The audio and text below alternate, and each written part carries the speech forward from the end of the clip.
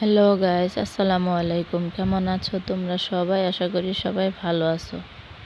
তোমাদের দোয়া ও আল্লাহর অশেষ রহমতে আমিও অনেক ভালো আছি।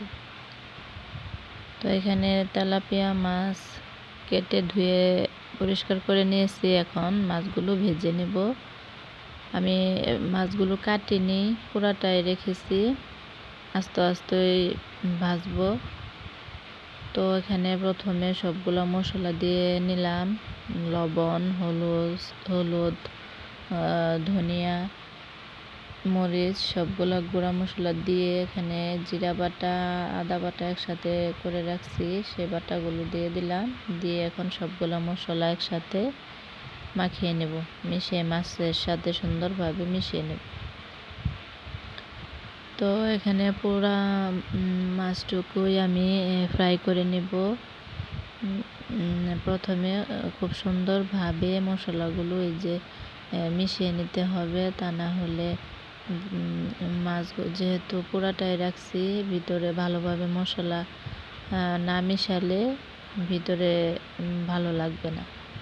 তো কড়াই বসিয়েছি, কড়াইয়ের মধ্যে তেল দিয়ে দিছি। এখন কড়াই গরম হয়ে গেছে, এখন মাছগুলো দিয়ে দিব। তো পুরা কড়াইয়ের মধ্যে আমার 2টা মাছ নিচে, আর একটা দিয়ে দিলাম। 3টা হলো, আর 2টা রয়েছে, ওই 2টা আবার এই 3টা হলে ওই 2টা দিতে হবে। তো দেখো, এক পাশ হয়ে গেছে, এখন আমি উল্টিয়ে নিচ্ছি। ওই পাশটাও উল্টিয়ে পাল্টিয়ে সুন্দরভাবে ভেজে নেব। তো এই দেখো,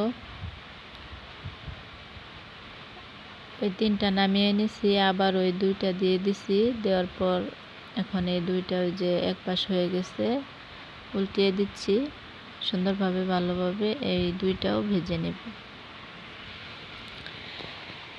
ভেজে সুন্দর করে লাল লাল করে মুচমুচে করে ভেজে তারপর নামিয়ে নেব। তো দেখো, উল্টিয়ে পাল্টিয়ে সুন্দরভাবে ভেজে নিচ্ছি।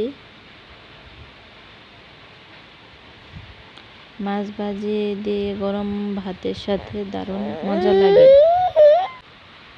তো মাছ ভাজি হয়ে গেছে, দেখো কত সুন্দর হয়েছে ভাজিগুলো।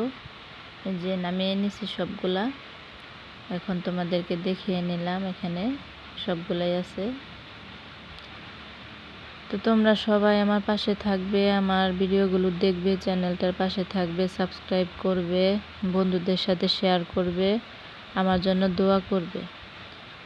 তো দেখো, এখানে আবার আমার ভাসুরের মেয়ে আমরার আচার বানিয়েছে, বলল খেয়ে দেখো কেমন হয়েছে।